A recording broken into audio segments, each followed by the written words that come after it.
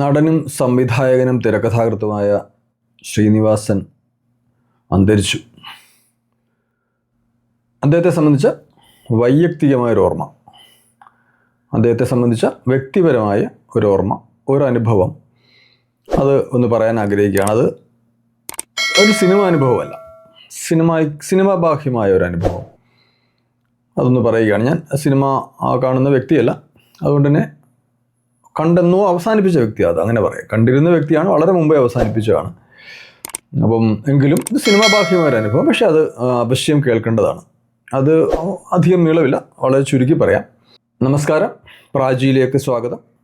ഈ ഒരു വീഡിയോ അദ്ദേഹത്തിനുള്ളൊരു അഞ്ജലിയായി കൂടെ കരുതുക, അദ്ദേഹത്തിനുള്ളൊരു അർപ്പണമായി കൂടെ കരുതുക. ഒരു ജൈവ മനുഷ്യനായിരുന്നു അദ്ദേഹം. അതിനെ ആ ഒരു എൻ്റെ തമ്പ് കണ്ടിട്ടുണ്ടല്ലോ, അറിയാമല്ലോ, തമ്പനയിൽ കണ്ടവർക്ക് അറിയാമല്ലോ. ഞാൻ ആ ഒരു അർത്ഥത്തിലാണ് അതിനെ കൊണ്ടുപോകുന്നത്. എൻ്റെ അനുഭവം അങ്ങനെ തന്നെയാണ്. എനിക്ക് അതിന് മുൻപും പിൻപോട്ട് യാതൊരു അനുഭവങ്ങളും ഇല്ല. എനിക്ക് 10 വർഷം മുമ്പുള്ള കഥയാണ്. 10 വർഷം മുമ്പ് 2015 ലോകത്തിൽ തന്നെ വേണമെങ്കിൽ ഈ എൻ്റയർ പ്ലാനറ്റിലെന്നൊക്കെ പറയില്ല, ഈ ലോകത്തിലെ തന്നെ ഏറ്റവും വലിയ വൈവിധ്യം കൊണ്ടും വൈപുല്യം കൊണ്ടും അതിൻ്റെ സങ്കേതങ്ങളെ ഉപയോഗിക്കൊണ്ടും വിവിധങ്ങളായ ലോകമാസകളുള്ള ജനതയുടെ സഹകരണം കൊണ്ടും അത്രമേൽ ബൃഹത്തായിരുന്ന ഒരു വലിയ നാടോടി കഥാ സമാഹാരം നമ്മൾ സംവിധാനം ചെയ്ത് പുനരാഖ്യാനം ചെയ്ത് ജനറൽ എഡിറ്റിംഗ് നിർവഹിച്ച് DC ബുക്സ് പുറത്തിറക്കുകയുണ്ടായി. 2015 അവരുടെ മേജർ പ്രീ പബ്ലിക്കേഷൻ, അവർക്ക് വർഷാവർഷം മേജർ പ്രീ പബ്ലിക്കേഷൻ പ്രോജക്റ്റും ലഘുവായ പ്രീ പബ്ലിക്കേഷൻസും ഉണ്ടാകാറുണ്ട്. അതിൽ 2015 മേജർ പ്രീ പബ്ലിക്കേഷനായിരുന്നു. 12 വാല്യം വീതമുള്ള 2 ഭാഷകളിലുള്ള, ആദ്യമായി എനിക്ക് തോന്നുന്നു അവരുടെ 10 വർഷം പഴക്കമുള്ള കഥയാണിത് പറയുന്നത്. 10 വർഷത്തിന് മുമ്പ് 2 ഭാഷകളിൽ ഒരേ പദ്ധതി മലയാളത്തിലും ഇംഗ്ലീഷിലും. ഇതാണ് ഈ കാണുന്ന ഈ ഒരു പെട്ടിയാണ്, നല്ല ഭാരമുള്ളതാണ്. ഇത് പറയാതെ അതിലേക്ക് പ്രവേശിക്കാൻ പറ്റില്ല, അതുകൊണ്ടാണ് ഇത് പറയുന്നത്. ഇത് പറയാതെ അതിലേക്ക് പ്രവേശിക്കുക അസാധ്യമാണ്. ഇത് വാല്യം ബൈ വാല്യമാണ്. ഇത് ബൃഹത്തായ വാല്യങ്ങൾ, 12 വാല്യങ്ങൾ എന്ന് പറഞ്ഞല്ലോ. ഇത് വിശ്വസാഹിത്യ ചൊൽക്കഥകൾ എന്ന് പറയുന്ന, ഇത് ഇവിടെ കണ്ടല്ലോ, വിശ്വസാഹിത്യ ചൊൽക്കഥകൾ എന്ന് പറഞ്ഞ ലോകത്തെ നന്മയിലേക്ക് എത്തിക്കുന്ന വിശ്വോത്തര ചൊൽക്കഥകൾ, നാടോടി കഥകളാണ്. നമ്മൾ മണ്ണാങ്കട്ടയും കരിയിലെയും കാശിക്ക് പോയ പോലത്തെ, പറഞ്ഞ പോലെ കൊരങ്ങൻ, മുതല, ഈ പറഞ്ഞ നീലക്കുറുക്കൻ, അത്തരം കഥകളില്ലേ, അത്തരം കഥകളുടെ ലോകം മുഴുവനുള്ള, ലോകത്തെ എല്ലാ കൊച്ചു കൊച്ചു സ്ഥലങ്ങളിലും വരെ എത്തിപ്പെട്ടിട്ട് ഒരു 3000-ൽ പരം കഥകൾ മലയാളത്തിലും. ഇതിൻ്റെ പുറകിൽ ഇതിൻ്റെ ഇംഗ്ലീഷ് വാല്യം ഉണ്ട്. ഈ ഇരിക്കുന്നതിൻ്റെ ഇംഗ്ലീഷാണ്, ഇതതിൻ്റെ ഇംഗ്ലീഷാണ്. ഇത് മലയാളത്തിലെ 12 വാല്യങ്ങൾ, ഇതതിൻ്റെ ഇംഗ്ലീഷിലെ 12 വാല്യങ്ങൾ. ഇത് classic folk tales from and around the world എന്ന് പറഞ്ഞിട്ട്, ഇത് വോള്യം ബൈ വോള്യമാണ്. ഇത് 1-ാം വോള്യം ഇംഗ്ലീഷ്, ഇങ്ങനെ പോകുന്ന 12 വാല്യങ്ങൾ, 1000 പേജ് വീതമുള്ള 12 വാല്യങ്ങൾ. അങ്ങനെ 12,000 പേജുകൾ. ഒരു വാല്യത്തിൽ 250ഓളം കഥകൾ വരും. അങ്ങനെ 250ഓളം കഥകൾ ഒരു വാല്യത്തിൽ വരും. അതിൽ മലയാളത്തിൽ ഇത് 5-ാം വാല്യമാണ്. ഇതിപ്പം അതിൻ്റെ ഇങ്ങനെ വരും. ഇത് ഇത് വിശ്വസാഹിത്യ ചൊൽക്കഥകൾ ഇങ്ങനെ. ഇത് വോള്യം 5. അതിൻ്റെ അകത്ത് ധാരാളം അഡ്വൈസറി ബോർഡ്. ഈ ശശി തരൂർ, എനിക്ക് തോന്നുന്നു ആ കാലത്ത് ജീവിച്ചിരുന്ന ഒട്ടുമിക്ക അത്തരം പ്രശസ്തരെല്ലാം ഉണ്ട്. അത് രാജ്യാന്തര അഡ്വൈസേഴ്സും ഉണ്ട്. അതെന്നെ സംബന്ധിച്ച് ഞാൻ അതിൻ്റെ ജനറൽ എഡിറ്ററാണ്. എനിക്കൊപ്പം ജി അമൃതരാജ് എന്ന് പറയുന്ന ഇപ്പോഴത്തെ കുരുക്ഷേത്രയുടെ ചീഫ് എഡിറ്റർ, മുമ്പ് അദ്ദേഹം DC ബുക്സിലായിരുന്നു, അദ്ദേഹവും അതിൻ്റെ ജനറൽ എഡിറ്ററായിരുന്നു. ഇതാണ് അത് ഈ പദ്ധതിയുടെ പ്രചാരത്തിനായിട്ട്. ഈ പദ്ധതിയുടെ പ്രചാരം എന്ന് പറയുമ്പോൾ ഈ പുസ്തകത്തിൻ്റെ പ്രചാരമൊന്നുമില്ല. എന്നെ സംബന്ധിച്ച് ഞാനൊരു മിഷൻ മോഡിൽ ഒരുമാതിരിപ്പെട്ട എല്ലാ കാര്യങ്ങളും പ്രവർത്തിക്കുന്ന ഒരാളാണ്. അതുകൊണ്ട് തന്നെ എന്നെ സംബന്ധിച്ച് കഥയുടെ തിരിച്ചുവരവായിരുന്നു ഞാനൊരു പാരമ്പര്യവാദിയാണ്, രാഷ്ട്രവാദിയാണ്.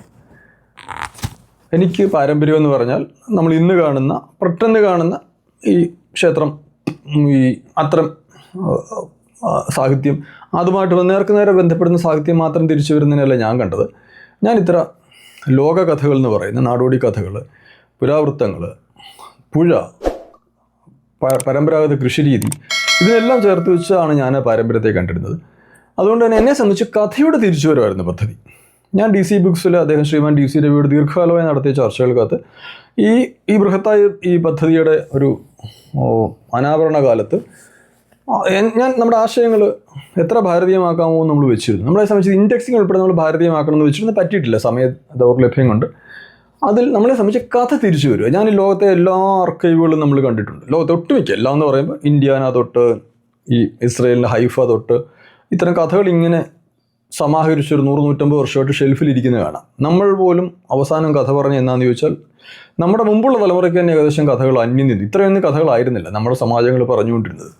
അപ്പോൾ അതിൽ ഇത് ഞാൻ പറഞ്ഞു, ഇത് ഓരോന്നിനും 12 വോള്യങ്ങളാണ്. ഇത് മലയാളത്തിൽ തന്നെ അടുത്ത വോള്യം ഇങ്ങനെ കിടക്കും, ഇത് 8ാം വോള്യം. അങ്ങനെ പോകുന്നതിൽ നമ്മൾ ഭാരതം തൊട്ട് ലോകത്തെ ഓരോ കൊച്ചു കൊച്ചു പ്രവിശ്യകൾ, ഒരു കൊച്ചു കൊച്ചു ദ്വീപുകൾ, എവിടെയൊക്കെ കൊച്ചു കൊച്ച്, ഇത് 1ാം വോള്യം. ഇതിൽ മലയാളത്തിൽ ഞാൻ ഇംഗ്ലീഷിലാണ് കാണിച്ചില്ല. ഇംഗ്ലീഷ് ഇതേപോലെ 12 വോള്യങ്ങളാണ്. അപ്പോൾ ഇത് പറയാതെ ഇതിലേക്ക് കടക്കാനൊക്കെ ഇതിൻ്റെ കഥയുടെ പ്രചാരം. അപ്പോൾ ഞാൻ ആ കാലത്ത് ഇതിൻ്റെ മാർക്കറ്റിംഗ് ടീമുണ്ട്. അവരൊരു മുമ്പ് പനമ്പള്ളി എന്നുള്ളൊരു ഗ്രൂപ്പായിരുന്നു കൊച്ചിയിൽ. അവരോടുൾപ്പെടെ അത് ചേർന്നിരുന്ന ഡിസൈനിലൊക്കെ നമുക്ക് ചേർന്നിരിക്കുന്നുണ്ട്. സ്വാഭാവികമായിട്ട് ഇതിൻ്റെ ജനറൽ എഡിറ്ററും അതിൻ്റെ പ്രോജക്റ്റ് സ്വഭാവന സംവിധാനം ചെയ്യുന്ന ആളെന്നുള്ള നിലയ്ക്ക് നമുക്ക് ഇരിക്കേണ്ടി വരും. അത് ആ കാലത്ത് അവസാന കാലമായപ്പോൾ ഇതിൻ്റെ ഒരു പ്രചാരം, കഥയിൽ തിരിച്ചു വരണം. പുസ്തകം അദ്ദേഹം ശ്രീമാൻ DC രവിയും അത് ആ ഒരു ഹൃദയാവർജകതയോടെ ഏറ്റെടുക്കുകയുണ്ടായി. അപ്പം നമ്മുടെ ഒരു പ്രതിബദ്ധത അത്തരത്തിലാണ്. ഈ പുസ്തകമായിട്ട് അവസാനിക്കരുത്, കഥയുടെ പറച്ചിലും കഥ കേൾക്കലും തിരിച്ചു വരണം. അത്രമേൽ കഥകളുണ്ട്. ഭാരതത്തിൽ തന്നെ ശേഖരിച്ചു വെച്ചിരിക്കുന്ന കഥകളുടെ എണ്ണം നമ്മൾ ഞെട്ടിപ്പോയി. കേരളത്തിൽ ഇതുവരെ അത്ര കൃത്യമായ കഥകൾ മുഴുവൻ ശേഖരിച്ചിട്ടില്ല, തുറന്നു പറയാം. അങ്ങനെ ഒരു ആഗ്രഹം നമ്മൾ സമാന്തരം നടത്തിയിരുന്നു, അങ്ങനെ ഒരു പ്രക്രിയ കൂടെ നമ്മൾ നടത്തിയിരുന്നു. അപ്പോൾ അതാണ് എൻ്റെ തുടക്കം. ഇതിൻ്റെ പ്രചാരത്തിൻ്റെ കാലത്ത് ആ കമ്പനി നമുക്ക് വീഡിയോ ചെയ്യാവുന്നൊരു സജഷൻ വെക്കുക, ആ വീഡിയോകൾ ചെയ്യാം, 1 മിനിറ്റ് 2 മിനിറ്റ്സ്. അന്നത്തെ കാലത്ത് 10 വർഷം മുമ്പ് ഇങ്ങനെ യൂട്യൂബ് ഒന്നുമില്ല. എനിക്ക് ഏത് മാധ്യമത്തിൽ കൂടെയാണെന്ന് എനിക്ക് കൃത്യമായിട്ട് അറിയില്ല. അവർ എവിടെ കൂടെ ഇത് ചെയ്യാമെന്ന് പറഞ്ഞു. എവിടെയാണ് ഫേസ്ബുക്ക് ആവാം, യൂട്യൂബ് അന്ന് അത്ര ഇതല്ലല്ലോ. അതിൻ്റെ പ്രചാരത്തിനായിട്ട് മലയാളത്തിലെ പ്രശസ്തരായ മുഴുവൻ ആൾക്കാരെയും DC ബുക്സിനല്ല, അത് അവർക്ക് എളുപ്പമാണല്ലോ, മുഴുവൻ ആൾക്കാർ, ONV Kurup sir, Sreekumaran Thampi sir, നടൻ മുകേഷ്, എഴുത്തുകാരൻ ബെന്യാമിൻ, അങ്ങനെ അങ്ങോട്ട് പോകുന്ന ആരാ,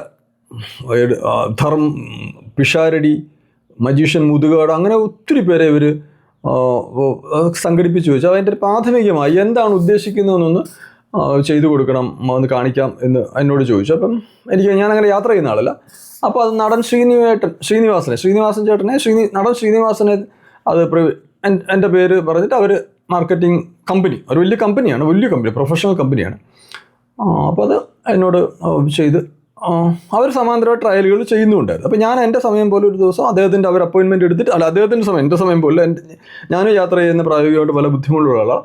അപ്പോൾ അങ്ങനെ ഒത്തിട്ട് രണ്ടും കൂടെ ഒത്തിട്ട് അദ്ദേഹത്തിൻ്റെ വീട്ടിലെത്തുന്നു. ഈ കണ്ടനാട്ട വീട്ടിലാണ് 2015 ഇതിൻ്റെ. അപ്പം മുന്നേ കാര്യങ്ങളെല്ലാം പറഞ്ഞിരുന്നുകൊണ്ട് എളുപ്പമായിരുന്നു. ഞാൻ അദ്ദേഹത്തിനോട് ഈ കാര്യം ഞാൻ പറയുന്നുണ്ട്, ഈ കഥയുടെ പ്രചാരം, അങ്ങനെ പോലെ വലിയൊരു കഥകൻ്റെ മുമ്പിൽ ഇരുന്നിട്ട് കഥയുടെ പ്രചാരത്തെപ്പറ്റി ഉള്ള ഈ പദ്ധതിയെപ്പറ്റി സംസാരിക്കാനുള്ള ഒരു സന്തോഷം ഞാൻ അദ്ദേഹത്തോട് ഇന്ന് ഈ കാണുന്ന ഈ വീട്ടിൽ തന്നെ. അപ്പം ഇളയ മകൻ അവിടെ മുകളിൽ നടക്കുന്നതിന് ഇപ്പോഴും ഓർമ്മയുണ്ട്. അത്ര വിസ്തൃതമായ വീടാണ്. ആ വഴി ഇറങ്ങുന്ന അദ്ദേഹത്തിൻ്റെ വിശാലമായ പാടത്തേക്ക് പോകണം. അദ്ദേഹം കൃഷി നോക്കുന്ന ആ വിശാലമായ പാടത്തേക്ക് ഇറങ്ങുന്ന വഴിയിലാണ്. റോഡിൽ നിന്ന് ഒരു സ്വല്പം അകത്ത് ആ വഴി അങ്ങോട്ടേക്ക് പോകുന്നതാണ്. അവിടെ തന്നെയാണെന്ന് എൻ്റെ അനുമാനം. അപ്പം ഞാനത് അദ്ദേഹത്തോട്, നമ്മൾ പുതിയൊരാൾ, അദ്ദേഹം വലിയൊരാൾ, അങ്ങനെ സ്വഭാവേന അല്പം ഉണ്ടാവുമല്ലോ എങ്കിലും ഞാൻ കാര്യങ്ങൾ പറഞ്ഞു. അദ്ദേഹത്തിന് ഇഷ്ടമായെന്ന് പറഞ്ഞാൽ അദ്ദേഹം ഇഷ്ടം അങ്ങനെ പ്രകടിപ്പിച്ചു എന്നുള്ളതല്ല, അവരൊരു ആധികാരിക സ്വഭാവത്തിലിരിക്കുന്ന ആളാണ് അദ്ദേഹത്തോട് ഞാനിത് ആ ഒരു പശ്ചാത്തലത്തിൽ ഈ ഒരു കഥയുടെ പ്രചാരം, ഇതാണ് ഈ പദ്ധതിയെ കൊണ്ട് ഉദ്ദേശിക്കുന്നത്. അപ്പോൾ അതുമായിട്ട് ബന്ധപ്പെട്ട് കഥയെപ്പറ്റിയുള്ള അങ്ങയുടെ അനുഭവം, പിന്നെ ഈ പ്രോജക്റ്റിനെ പറ്റിയും ഈ കഥ തിരിച്ചു വരേണ്ട ആവശ്യകതയെപ്പറ്റിയുള്ള സംസാരിക്കുക നമ്മളൊരു വിശദമായി പറയുക. അത് ദീർഘമായി നമ്മൾ 1/4 മണിക്കൂറെങ്കിലും അത് സംസാരിക്കുക, അത് ഇൻ്റർവ്യൂ ആക്കുകയും ചെയ്തു. അപ്പോൾ അദ്ദേഹത്തിന് ഇഷ്ടപ്പെട്ട ബാല്യത്തിലൊരു കഥ, എവിടുന്നോ കേട്ടൊരു കഥ, അത് അദ്ദേഹം അന്ന് പറയുകയുണ്ടായി. അത് പിൽക്കാലത്ത് ഞാൻ ആ വീഡിയോ കണ്ടിരുന്നില്ല. അന്ന് ഈ എല്ലാവരുടെയും വീഡിയോകൾ അന്ന് എവിടെയൊക്കെ ഒരു പ്രചരിപ്പിച്ചിരുന്നു. ഞാൻ പറഞ്ഞു ONV കുറുപ്പ് സാറും. അങ്ങനെ ഒരു വ്യക്തി അനുഭവം എനിക്കുണ്ട്. ആ കഥയിൽ അദ്ദേഹം അത് വിശദമായി ഒരു കഥയാക്കി തന്നെ അദ്ദേഹം പറഞ്ഞിട്ട് അതിനോട് അദ്ദേഹം സഹകരിച്ചു. എനിക്ക് നല്ല സമയമെടുത്തു. അദ്ദേഹം വളരെ കോടിയലായി. ഇതാണ് ആ സാധനം. ഞാനത് അയച്ചിടാം. ഞാൻ കമ്പി അടിച്ച കോരൻ എന്ന് പറഞ്ഞൊരു കഥയാണ് അദ്ദേഹം എന്ന് പറയുന്നത്. എന്താണെന്ന് വെച്ചാൽ ഒരു പ്രായമായ സ്ത്രീ എഴുതി, പക്ഷെ എവിടെ നിന്നോ എനിക്ക് കിട്ടിയ അത്, പക്ഷെ അത് വളരെ പഴയ കാലത്തെ കഥയൊന്നുമല്ല. നമ്മുടെ ഈ ഇംഗ്ലീഷുകാരൊക്കെ ഭരിച്ചിരുന്ന കാലത്തെ ഒരു കഥയായിരിക്കാം. കാരണം അതിനകത്ത് ഈ ടെലിഗ്രാം ചെയ്യാന്ന് പറയുന്ന ഒരു പരിപാടിയാണ്. ഇത് കോപ്പിറൈറ്റിൻ്റെ ഇഷ്യൂ കൊണ്ട് എനിക്കിത് കാണിക്കാൻ പറ്റില്ല. ഇതിൻ്റെ അകത്ത് ആഡ് ചെയ്യാൻ പറ്റില്ല. ഞാൻ ഡിസ്ക്രിപ്ഷനിൽ ഇടാം. അത് നല്ല വ്യൂകൾ അത് ആൾക്കാർ കാണും. August 10, 2015 അപ്ലോഡ് ചെയ്തിരിക്കുന്നത്. അപ്പോൾ അത് അദ്ദേഹത്തോട് ദീർഘമായി അതിന്മേൽ സംസാരിക്കാനും അതിൽ നിന്നൊരു 4 മിനിറ്റ് അവർ കട്ട് ചെയ്ത് അദ്ദേഹം പറയുന്നൊരു കഥ, അദ്ദേഹത്തിൻ്റെ ഒരു കഥയനുഭവം ബാല്യത്തിൽ അദ്ദേഹത്തിന് അദ്ദേഹം എവിടുന്നോ കേട്ടൊരു കഥ. അത് നാടോടി കഥയാവണമെന്നില്ല. പക്ഷേ ഞാൻ പറയാം, കർത്താവില്ലാത്ത കഥകൾ അങ്ങനെ തന്നെ പറയാം. നാടോടി കഥകൾ അങ്ങനെ പറയാം, കർത്താവില്ലാത്ത കഥകളാണ്. അതുകൊണ്ട് ഇതിൻ്റെ ഒരു ദീർഘമായി അദ്ദേഹത്തോട് സംസാരിക്കാൻ കഴിയുകയും ഇൻ്റർവ്യൂ ചെയ്യാൻ കഴിയുകയും ഇത് കാര്യകാരണ സഹിതം അദ്ദേഹത്തിന് ബോധ്യപ്പെടുത്താൻ കഴിയുകയും അദ്ദേഹം അതിന് അനുപൂരകമായി സംസാരിക്കുകയും ചെയ്തൊരു സുന്ദര അനുഭവമുണ്ട്. അത് കഴിഞ്ഞ് ഇതെല്ലാം കഴിയുമ്പോൾ അതാണ് എന്നെ സംബന്ധിച്ച് ഈ വീഡിയോയുടെ മൂലം എന്ന് പറഞ്ഞാൽ ഒരുപക്ഷെ അതാണ്. ഒപ്പം ഇത് പറയുമ്പോൾ ഇത് നിങ്ങൾ രാഷ്ട്രവാദികളും കണ്ടിട്ടില്ല. ഇത് 14,200 കോപ്പിയോളം ആ കാലത്ത് പോയതാണ്. പിന്നെ ഇപ്പോഴും വിൽപ്പനയുണ്ട്. ഇപ്പോഴും ആമസോണിലും DC Booksലൊക്കെ വിൽപ്പനയുണ്ട്. 6,500 രൂപ ഇപ്പം വില. അന്ന് പ്രീ പബ്ലിക്കേഷൻ 4,500 രൂപ വിലയാണ്. ഇതിൻ്റെ അകത്ത് അതുകൂടെ പറയട്ടെ, പിന്നെ ഒരു അവസരം കിട്ടിയില്ലെങ്കിൽ. ഇത് കഥയുടെ ചരിത്രത്തെ നമ്മൾ ആധികാരികമായി രേഖപ്പെടുത്തിയിട്ടുണ്ട്. എൻ്റെ സഹകാരിയായ പ്രിയപ്പെട്ട മാന്യ G. അമൃതരാജ് ഈ കഥയുടെ വേദത്തിൽ നിന്ന് കഥകൾ ലോകത്തേക്ക് പരന്നതിൻ്റെ വിചാരപരമായ ആധികാരികമായ രേഖപ്പെടുത്തൽ ഇതിനകത്ത് നടത്തിയിട്ടുണ്ട്. ഇന്നത്തെ ഭാഷയിൽ അക്കാദമികമായി രേഖപ്പെടുത്തിയിട്ടുണ്ട്. നിങ്ങളാരും അറിഞ്ഞിട്ടില്ല. ഒരു കാര്യം, 10-15,000 കോപ്പി പിന്നെയും പോയതുകൊണ്ട് എത്ര കോപ്പി നമുക്ക് മൊത്തം അറിയില്ല. അന്നത്തെ നിലയ്ക്ക് 5 കോടി രൂപ 4 കോടി രൂപയുടെ ബിസിനസ് നടന്നതാണ് എൻ്റെ ധാരണ. അത് തെറ്റ്, കണക്ക് എനിക്ക് ഇത്ര തിട്ടമില്ല. അതിൻ്റെ അകത്ത് കഥയുടെ ചരിത്രത്തെ ആധികാരികമായി ആർത്ഥത്തിൽ തിരുത്തിയിട്ടുമുണ്ട്. ഒരു ചരിത്രത്തെ നമ്മൾ തിരുത്തിയെഴുതെന്ന് പറയില്ലേ, ഈ കള്ളച്ചരിത്രം കമ്മ്യൂണിസ്റ്റുകളും ഇൻഡോളിസ്റ്റുകളും കൂടെ എഴുതി വെച്ചിട്ട് നമ്മൾ തിരുത്തിയിട്ടുണ്ട്. ആധികാരിക സത്യത്തെ അവർ വക്രീകരിച്ചതിന് നമ്മൾ തിരുത്തിയിട്ടുണ്ട്. അതിന് മഹാനായ എൻ്റെ സഹകാരിക്ക് നന്ദി. അദ്ദേഹം അതൊരു ഹിസ്റ്റോറിക്കലാണ്. 3 മാസം കൊണ്ട് ആ എൻ്റയർ വോള്യത്തിന് ഓരോ രാജ്യത്തിന് നോട്ടിട്ടാണ്. അത് ചരിത്രപരമാണ്. അതൊന്നും ആരും അറിഞ്ഞിട്ടില്ല. നമ്മൾക്കാർക്ക് ഇതിൻ്റെ പ്രശസ്തി വേണ്ടാത്തതുകൊണ്ടും ഇതിൻ്റെ റിലീസ് പോലും നമ്മൾ താല്പര്യപ്പെട്ടില്ല. അങ്ങനെ ഒരു ലോകത്തിൽ തന്നെ, ഇത് ലോകത്തിലെയാണ്. അതുകൊണ്ട് ആ പദ്ധതിയിലൂടെ ഞാൻ ഇതിലേക്ക് വന്നു. അത് കഴിഞ്ഞ് അദ്ദേഹത്തെ ഇൻ്റർവ്യൂ നടത്തി കാര്യങ്ങളെല്ലാം കഴിഞ്ഞിട്ട് ഞാൻ അദ്ദേഹത്തോട് പറയുന്നുണ്ട്. അതാണ് സത്യത്തിൽ ഈ വീഡിയോ പറയാൻ ആഗ്രഹിച്ചതിൻ്റെ മൂലം. നമുക്കങ്ങനെ പരിചയമൊന്നുമില്ല. നമ്മൾ ശ്രീനിയേട്ടാ, ഞാനല്ലോ ഇന്ന് ലോകത്ത് ജീവിച്ചിരിക്കുന്ന ഏറ്റവും കൂടുതൽ കഥ വായിച്ച ഒരാൾ, ചുരുങ്ങിയ സമയം കൊണ്ട് ലോകത്ത് ഏറ്റവും കൂടുതൽ കഥ വായിച്ച ഒരാൾ ഞാനാവാം. 3000-ൽ പരം കഥകൾ 3100-ഓളം കഥകൾ മലയാളത്തിലാണ്. 3084. ഇംഗ്ലീഷിൽ 3200-ലധികം കഥകൾ വരും. ഇംഗ്ലീഷിൽ കുറേ ഫോക്ലോറിസ്റ്റിക്സ് എടുത്തു മാറ്റേണ്ട ഒരു സാഹചര്യം അവർക്ക് വന്നപ്പോൾ നമുക്ക് കഥ എണ്ണം കൂടേണ്ടി വന്നു. കാരണം 12,000 പേജസിൻ്റെ 12 ബാല്യങ്ങളുടെ കണക്ക് വരാൻ വേണ്ടി. അപ്പം ഈ കഥകൾ തിരഞ്ഞെടുത്ത് ഞാനൊരു 10,000-12,000 കഥകൾ വായിച്ചിട്ടുണ്ട്. ഞാൻ അദ്ദേഹത്തോട് പറയുന്നു, ഞാൻ 10,000-12,000 കഥകളെങ്കിലും വായിച്ചിട്ടാണ് ഞാൻ ഈ 3,000 കഥകളെ തിരഞ്ഞെടുക്കുന്നത്. ഒരു 500 കഥകൾക്ക് ശേഷം ഭയങ്കര ബുദ്ധിമുട്ടായിരുന്നു കഥ തിരഞ്ഞെടുപ്പ്. നമ്മളെ സംബന്ധിച്ച് ഒത്തിരി മാനദണ്ഡങ്ങൾ ഉണ്ടായിരുന്നതുകൊണ്ട്. ഒപ്പം തന്നെ ഞാൻ ഈ റീറ്റെലർമാർ, പുനരാഖ്യാതാക്കൾ കേരളത്തിൽ മലയാളത്തിൽ നിന്ന് 72 പുനരാഖ്യാതാക്കൾ, അതിൻ്റെ പ്രഖ്യാതരാ പലരും ഉണ്ട്. എനിക്കൊപ്പം അതിൻ്റെ അടുത്ത് പങ്കെടുത്തു, അല്ലെങ്കിൽ ഞങ്ങൾക്കൊപ്പം പങ്കെടുത്തു. ആ ഭാഗങ്ങളെല്ലാം ഞാനത് ചെയ്തുകൊണ്ട് അതുകൊണ്ട് ഞാൻ എനിക്കൊപ്പം എന്ന് പറയും. അപ്പം വിശ്വം മുഴുവൻ, അതായത് ആഫ്രിക്ക എന്നുള്ള ഭൂഖണ്ഡം ഒഴിച്ച് എനിക്ക് അവിടെ ആവശ്യം വന്നില്ല. എനിക്കല്ലാതെ അതിൻ്റെ സങ്കേതങ്ങളുണ്ടായിരുന്നു. അവിടെ നിന്ന് വെച്ചാൽ ഇതുമായിട്ട് ബന്ധപ്പെട്ട് 25-30 പേര് വൈദേശികരായ വലിയ ആൾക്കാർ സഹകരിച്ചിരുന്നു. ആധികാരികമായി ഇതിനോട് കഥാസരിത് സാഗരത്തിന് ശേഷം ഭാരതത്തിൽ നിന്ന് ബൃഹത്തായ മറ്റു കഥാസാഗരം കൂടെന്ന് പറഞ്ഞ ലെജൻഡറികളെ ആൾക്കാർ ഇതിൻ്റെ അകത്തുണ്ട്. അവരൊക്കെ ലെഫ്റ്റ് ആൾക്കാരൊക്കെ ആവും. പക്ഷെ അതൊക്കെയാണ് നമ്മളെ സംബന്ധിച്ച് ഇതിൻ്റെ അകത്തൊക്കെ ഒരു ഓർമ്മ. മെയിലൊക്കെ കിടക്കുന്ന അത്ര പഴയ സ്കാൻഡിനേവിയെന്നോ മിനസോട്ട യൂണിവേഴ്സിറ്റിന്നോ അല്ലെ ഇല്ലിനോയിന്നോ അല്ലെ AK രാമാനുജൻ ഇരുന്ന് ഇന്ത്യാനെന്നൊക്കെയുള്ള നമ്മുടെ ഇരുന്നുണ്ടല്ലോ. ഹൈഫ, ഇസ്രയേലിലെ ഹൈഫ ഒക്കെ നമ്മളോട് ഇപ്പം അക്കാലത്ത് എനിക്കറിയില്ലായിരുന്നു. സെൻട്രൽ യൂറോപ്യൻ യൂണിവേഴ്സിറ്റിയുടെ ഹംഗറിയിൽ നിന്ന് അവരെനിക്ക് അത്യാവശ്യം അത് പിന്നെ ഞാൻ അറിയുന്നത് സൊറോസിൻ്റെ യൂണിവേഴ്സിറ്റി. ആ കാലത്ത് ഞാൻ ദീർഘമായി നമ്മുടെ ഈ കഥയുടെ ആവശ്യങ്ങൾക്ക് വേണ്ടി അവിടുത്തെ എത്നോളജിക്കൽ സങ്കേതങ്ങളുമായിട്ട് യസീദിയുടെ കഥകൾക്ക് ഞാൻ ഏറ്റവും കൂടുതൽ പുറകെ അവരുടെ അടുത്താണ്. എപ്പോഴും സമ്പൂർണ്ണമാണെന്ന് അവകാശപ്പെടുന്നില്ല, പല കഥകളും പിന്നീടാണ് കിട്ടുന്നത്, പ്രത്യേകിച്ച് പിന്നീട് വൈകി കിട്ടുന്ന പലതും ഉണ്ട്. എന്തായാലും ഇത് കഴിഞ്ഞ് ഞാൻ എഴുന്നേൽക്കുമ്പം അദ്ദേഹത്തോട് ഇത് പറയുന്നുണ്ട്. ഇത്രയും കഥകൾ ഒരുമിച്ച് വായിച്ച ഒരാളാണ് ഞാൻ. ഇത് വായിക്കുന്ന കാലത്തെല്ലാം ഞാൻ ഓർത്തിരുന്നൊരു കാര്യമുണ്ട്, അത് അദ്ദേഹത്തോട് ബന്ധിപ്പിക്കുന്നത്. ഞാനിത് നമ്മുടെ ഇവിടുത്തെ ശ്രീനിവാസൻ അങ്ങേപ്പോലുള്ളവർ കേട്ട് ഞാനിത് കേൾക്കുന്ന ഇത് വായിക്കുന്ന 1-2 വർഷത്തെ കാലയളവിൽ ഞാനിത് ചിന്തിക്കാറുള്ള പല പ്രാവശ്യം. ഞാൻ ഈ കഥയിൽ ധാരാളം സിനിമയുണ്ടല്ലോ ഞാൻ ചിന്തിച്ചിട്ടുണ്ട്. ഞാൻ ഈ വായിക്കുന്ന പല കഥകളിലും സിനിമയുണ്ടല്ലോ, ഈ പല കഥകൾ ചേർന്ന വലിയ സിനിമകളുമാകുമല്ലോ എന്ന് ഞാൻ ധാരാളമായി ചിന്തിച്ചിട്ടുണ്ട്. അപ്പോൾ ഞാൻ അന്നേരം ചിന്തിച്ചിട്ടുണ്ട്, ഇത് ശ്രീനിവാസൻ അദ്ദേഹത്തെ പോലുള്ള ആൾക്കാർ, നടൻ ശ്രീനിവാസൻ അദ്ദേഹത്തെ പോലുള്ള ആൾക്കാർ കണ്ടാൽ ഞാൻ ചിന്തിച്ചിട്ടുണ്ട്. ഞാനത് അദ്ദേഹത്തിൻ്റെ അടുത്ത് പറയുന്നുണ്ട്, അങ്ങേപ്പോലുള്ള ശ്രീനിയേട്ടനെ പോലുള്ള ആൾ ഞാൻ വായിച്ച കാലത്ത് അങ്ങേപ്പോലുള്ളൊരു ഇത് വായിച്ചിരുന്നെങ്കിൽ ഇതൊരു എത്രയോ സിനിമകൾ അങ്ങേക്ക് ഇതിൽ നിന്ന് പിറക്കുമായിരുന്നു. അന്നേരം അദ്ദേഹം എനിക്കിങ്ങനെ കൈ തന്നിട്ട് എൻ്റെ അടുത്ത് നിന്ന് നമ്പർ വാങ്ങിച്ചു. അതിൽ വല്ലത് ആ ഒരു പ്രയോഗം അദ്ദേഹത്തിന് എന്തോ അദ്ദേഹത്തിന് വിളിച്ചിട്ടൊന്നുമില്ല. ഒപ്പം തന്നെ അപ്പം ഞാൻ അദ്ദേഹത്തോട് പറയുന്നത്, ഞാൻ അങ്ങയുടെ ഒരു ഈ ജീവിതത്തെ ഞാൻ അടുത്ത് കാണുന്ന ആളാണ്. ഞാൻ ആ കർഷകശ്രീയും എൻ്റെ പറമ്പിൽ ആ കാലത്ത് ഒരു 20 വർഷമെങ്കിലും ഞാൻ രാസവളോ രാസകീടനാശിനിയോ കളനാശിനിയോ ഉപയോഗിക്കാത്ത ആളാണ്. ഞാൻ എല്ലുപൊടി ഉൾപ്പെടെ കയറ്റാത്ത ആളാണ്. അതുകൂടെ ഞാൻ പറഞ്ഞിരുന്നു. അപ്പം ഞാൻ സസ്യാഹാരി ആയിരിക്കൊണ്ട് ഞാൻ പശുവിനെ അത്രയും മാനിക്കുന്ന ആളാണ്. അപ്പം അത് പറയുമ്പോൾ അദ്ദേഹം കൃഷിയുടെ അനുഭവം പറഞ്ഞൊരു അനുഭവമാണ് ഇതിൻ്റെ അകത്ത് ഒരുപക്ഷെ ഏറ്റവും കാതലായത്. അദ്ദേഹം സ്വന്തം അനുഭവം പറയും. അപ്പോൾ അത് തൊട്ടടുത്ത് തന്നെയാണ്, അങ്ങോട്ട് ഇറങ്ങുന്ന പാഠമാണ്. അപ്പോൾ ഞാനിത് പറയുമ്പോൾ അദ്ദേഹത്തിൻ്റെ അനുഭവം ഞാനിതിൽ താല്പര്യമാണെന്ന് അറിഞ്ഞപ്പോൾ അദ്ദേഹത്തിന് കുറച്ചുകൂടെ താല്പര്യം തോന്നി. വെറുതെ അല്ല, ഞാനിത് എൻ്റെ പറമ്പിൽ ആ കാലത്തേക്ക് 18-19 വർഷമായിട്ട് കയറ്റിയിട്ട് ഇന്നിപ്പോൾ 10-30 വർഷത്തോളമായി പറമ്പിൽ ഇത് കയറ്റിയിട്ട്. അങ്ങനെ കൂടെ ഇന്നിപ്പോൾ അന്ന് 10-18 വർഷമായിട്ടുണ്ട്, 10-18-20 വർഷമായിട്ടുണ്ട്. അപ്പോൾ അദ്ദേഹം ഉടനെ ഇരുന്നിട്ട് അദ്ദേഹത്തിൻ്റെ ഒരു സ്വകാര്യ അനുഭവം പറയും. ഇത് പറയുമ്പോൾ ആ നാട്ടുകാരിൽ ആർക്കെങ്കിലും വിഷമം തോന്നിയാൽ അത് ക്ഷമിക്കുക. പ്രത്യേകിച്ച് കണ്ടനായിട്ടുള്ളവർ ആരെ അപകീർത്തിപ്പെടുത്താനുള്ള ഞാനത് ദയവ് ചെയ്ത് അങ്ങനെ ഒരു ഇതിലേക്ക് തോന്നരുത്. അദ്ദേഹം എന്നോട് പറഞ്ഞൊരു കാര്യം, അതിൽ ഈ കൃഷി നടക്കെ പാടത്തെ കൃഷിയെ പറ്റിയാണ്, നെൽകൃഷിയെ പറ്റിയാണ് അദ്ദേഹത്തിൻ്റെ അനുഭവം. അദ്ദേഹത്തിൻ്റെ കഥകളെപ്പറ്റി ഏകദേശം നല്ല ധാരണയുള്ള ഇതിൽ പലത് ഞാൻ അങ്ങോട്ട് പറയുന്നുണ്ട്, ഞാൻ വായിക്കുന്നുണ്ട്. അപ്പം അദ്ദേഹം അതിനകത്ത് ഒരു കഥ ഇങ്ങോട്ട് അദ്ദേഹം മറ്റാരോടും പറയാത്തൊരു കാര്യം അദ്ദേഹം പറയായിരുന്നു. അവിടെ ഈ കൃഷി നടക്കുമ്പം ഈ ചായശല്യം ഭയങ്കരമായിട്ട് കൂടുതൽ. തൊട്ട് മുമ്പത്തെ വിളക്കാലത്ത് 15-ലെ വിളക്കാലത്ത് ഭയങ്കര കൂടുതൽ. പകലെന്നില്ലാതെ രാത്രി എന്നില്ലാതെ ചായ് വലിയ വിഷയമാകുന്നു, വലിയ ബുദ്ധിമുട്ടുണ്ടാകുന്നു. നല്ല ഏക്കർ കണക്കുണ്ട്. അദ്ദേഹം മാത്രമല്ല, അദ്ദേഹത്തിന് ആ പ്രദേശത്തുള്ള സഹകർഷകരും ചേർന്നൊരു സമിതിയാണല്ലോ അത്. അദ്ദേഹമാണ് അതിൻ്റെ നേതൃസ്ഥാനത്ത്.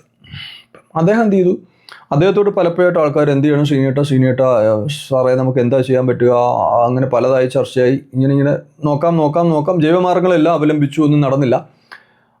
ഇത് ശല്യം കൂടുന്നു, ആൾക്കാരുടെ സമ്മർദ്ദം, ആൾക്കാർക്ക് വ്യക്തി സമ്മർദ്ദങ്ങൾ. ഒരു ഘട്ടം കഴിഞ്ഞാൽ മനുഷ്യൻ അറിയാമല്ലോ, അദ്ദേഹത്തെ പോലെ വലിയ ആശയപരമായ അതിനോട് എല്ലാവരും കൂടെ നിൽക്കണമെന്നില്ല. അദ്ദേഹം തികഞ്ഞ ആശയവാദിയായിരുന്നു ആ വിഷയത്തിൽ. അത് പറയാനാണ് ഞാൻ വരുന്നത്. അദ്ദേഹം തികഞ്ഞ ആശയവാദി. അത്രമേൽ ഒരാൾക്ക് നിൽക്കാൻ പറ്റില്ല, വളരെ ബുദ്ധിമുട്ടാണ്. ആൾക്കാരുടെ ഞാൻ എല്ലാവരും അതിൽ ചിലരെങ്കിലും അദ്ദേഹത്തോട് വന്ന് രാത്രി വന്നിട്ട്, ശ്രീ സാറേ നമുക്ക് മരുന്നടിക്കാം, രാത്രി നമുക്ക് മരുന്നടിക്കാം, ആരും അറിയാം മരുന്നടിക്കാം അദ്ദേഹത്തോട് ആൾക്കാർ പറഞ്ഞു. ഇത് അദ്ദേഹത്തെ വിവാഹത്തിലേക്ക് കൊണ്ടുപോകാനല്ല, ഞാനിത് അങ്ങനെ കൊണ്ടുപോകരുത്.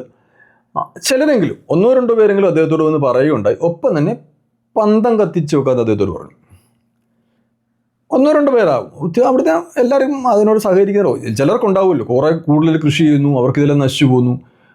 പിന്നെ അവർ പറഞ്ഞു നമുക്ക് പന്തം കത്തിച്ച് വെക്കാം. അദ്ദേഹം സമ്മതിച്ചില്ല.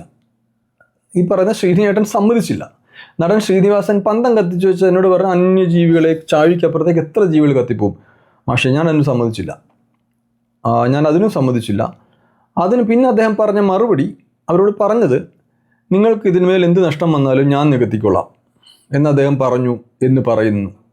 ആ കാലത്ത് അദ്ദേഹം പറഞ്ഞൊരു കാര്യം ഞാൻ വളരെ ആദരവോടെ ഓർത്തൊരു, അദ്ദേഹത്തെ പറ്റി എനിക്കല്ലാതെ ഞാൻ സിനിമ കണ്ട അദ്ദേഹത്തിൻ്റെ എല്ലാ സിനിമകളും ആ കാലത്തിന് മുമ്പ് കണ്ടിട്ടുള്ളതാണ്. 1990-കളിൽ 2000 ഒക്കെ വരുന്ന കാലത്തെ എല്ലാ സിനിമകളും കണ്ടിട്ടുള്ളതാണെങ്കിലും പിന്നീട് എനിക്ക് ഈ ഒരു അനുഭവത്തിൽ കൂടെ ഞാൻ അദ്ദേഹത്തെ ഓർക്കുന്നത്, നിങ്ങളുടെ നഷ്ടം മുഴുവൻ ഞാൻ നികത്തിക്കോളാം എന്ന് പറയുന്നത്. എത്രയോ പേരോടാവാം, ചുരുക്കം 2-3 പേരാവാം. ആ പ്രദേശത്തെ എല്ലാ കർഷകരും അങ്ങനെയല്ല. സ്വഭാവന മനുഷ്യനുണ്ടാകുന്ന ഒരു വൈതരണിയാണല്ലോ, ഇതൊരു അധമവൃത്തിയൊന്നുമല്ല. സ്വഭാവന സർവ്വ മനുഷ്യരും അങ്ങനെ. ഒരു കൂട്ടം നല്ല മനുഷ്യർ അവർ ശ്രമിക്കുന്നു, അവർക്ക് പരാജയം വരുമ്പോൾ അവർ പതറിപ്പോകുമ്പോൾ നാഥനായി നിന്ന്, നായകനായി നിന്ന് അദ്ദേഹം അദ്ദേഹത്തിൻ്റെ ഈ ഒരു ജൈവ ജീവിതത്തെ അദ്ദേഹം ഇങ്ങനെ അവരുടെ മുമ്പിൽ ധൈര്യത്തോടെ അവതരിപ്പിച്ചിട്ടുണ്ട്.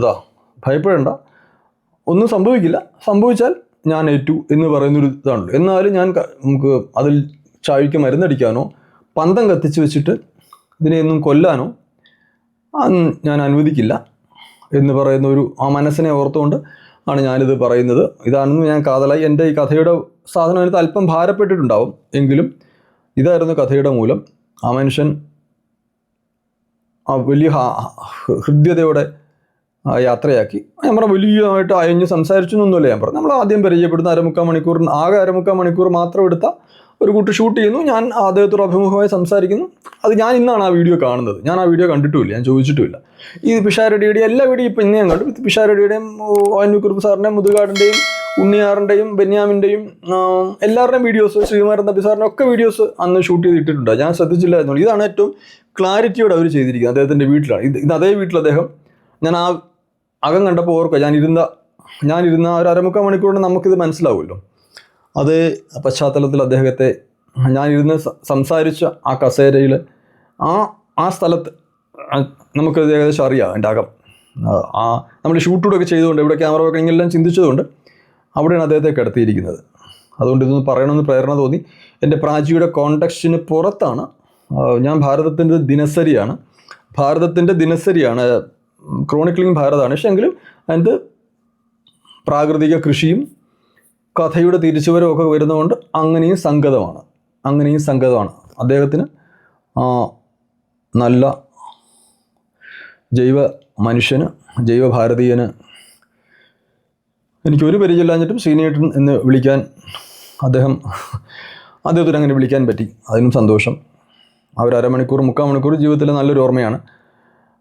നന്ദി. അദ്ദേഹത്തിന് എല്ലാവിധ ആദര അഞ്ജലികളും.